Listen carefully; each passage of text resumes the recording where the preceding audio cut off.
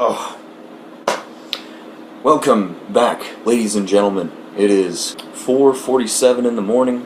I just finished putting every single thought on my head on this computer right in front of me. I'm going to read it out loud to you, and I believe it's totally plausible. First, plugging my channel, so fuck yeah. Born in '96. I've been playing Smash Bros. All my life. I grew up on Smash Bros. And this game means a whole lot more to me than some people in my life. In fact, most people. I have an addiction, but I also have a dream, and I'm gonna take it, and I'm gonna make it real. If I have to keep fighting these damn amiibo with no coaching, then it shall be. But I am reaching out to all players. I want to play against you. I want to play against you, and I want to learn. I have the heart and the mentality. So yeah, I also want to go to college for psychology, and I'm going to be maining Kirby. Also, sick-ass Mewtwo amiibo. Yeah. Okay, we're going to read the thing now. The link between schizophrenia and tulpa. I may not have made a point clear in my video. I am ignoring my archetype, but Jung said you could be capable of knowing your true archetype by confronting your shadow, or a tulpa. Jung liked to think you could know exactly where you fit in on the psychosocial branch. Conscious access to everything you suppress. That's what creating a tulpa or confronting your shadow is. By denying your archetype or ignoring it, you can be happy not worrying what others think of you. But by confronting your shadow or tulpa, you confront your unconscious motivation. You can be capable of one or both at the same time. Maslow said you could reach your full potential and become self-actualized. Whenever I say I'm denying my archetype, it's because I don't care what other people think about me, and it doesn't matter. Period. It doesn't. I'm telling people out there, what other people think of you doesn't matter. You can be happy. And your parents, your loved ones, it shouldn't matter what they think of you because they're your parents and loved ones. But people, random ass people that might be making fun of you in school or whatever, it doesn't matter what they think of you.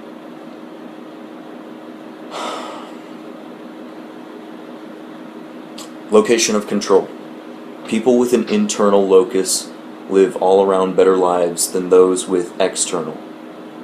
People can believe in whatever they want and not be psychotic, but denying truth will lead to psychosis in the individual. Absolute truth.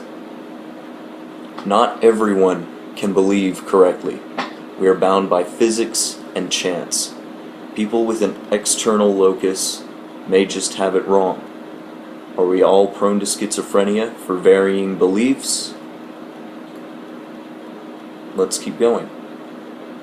Someone with schizophrenia or schizotypal have their reasons to believe in their current schemas because their perception reinforces it with external stimulus, which is real, or hallucination, which is real to the self.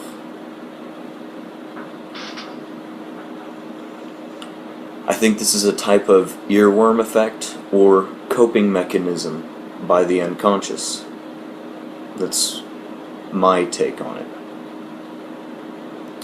This may be brought on consciously or unconsciously. This may be related to all psychological disorders, and I believe this whole theory here can be applied to all of it.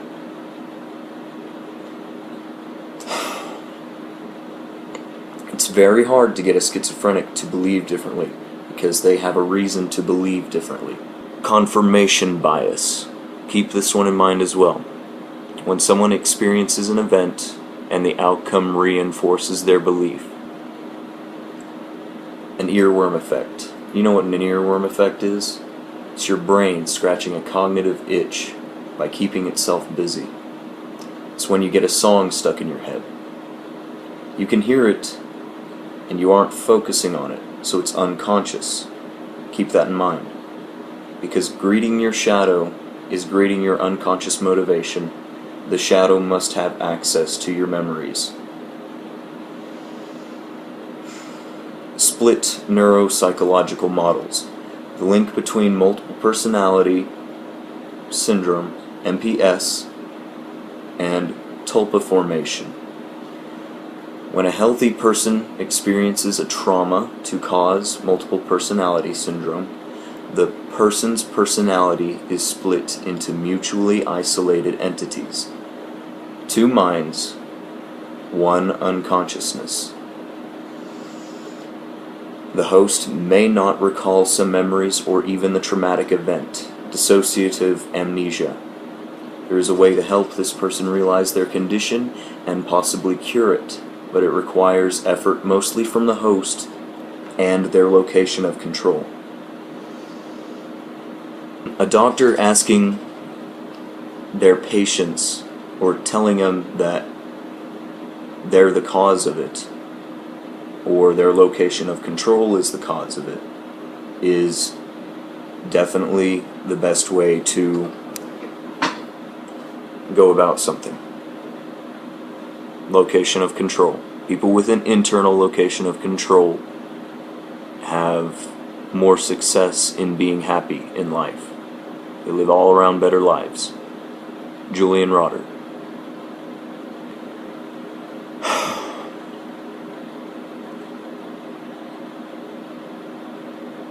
Blah blah. Splitting these models is easy. Multiple personality syndrome is a coping mechanism by the unconscious, whereas the greeting of a shadow is a conscious effort by the host in an effort to find their unconscious motivation.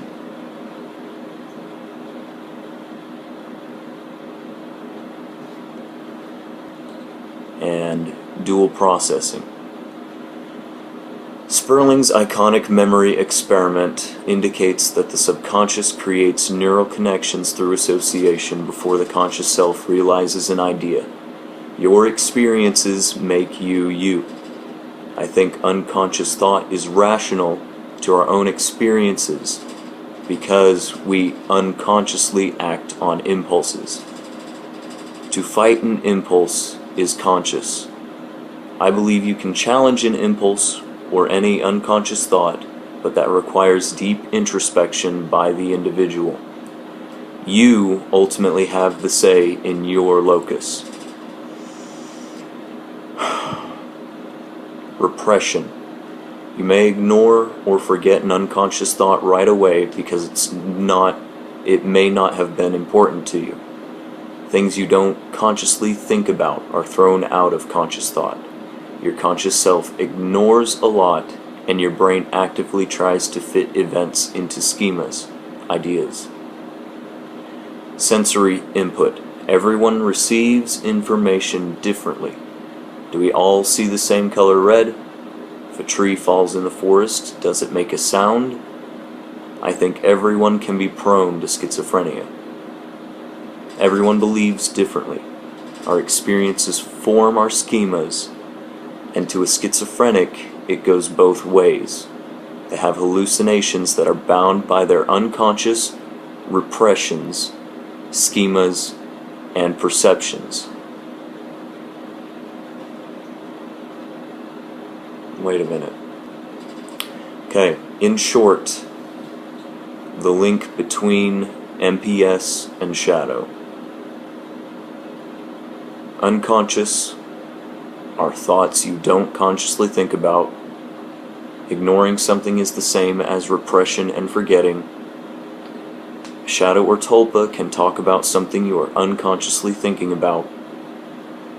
Your shadow must be connected through unconscious thought.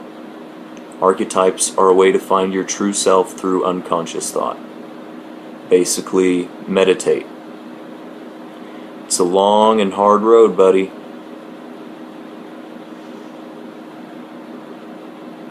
Your brain actively tries to fit events into schemas, and your perception is basically what you believe. And what you believe is real.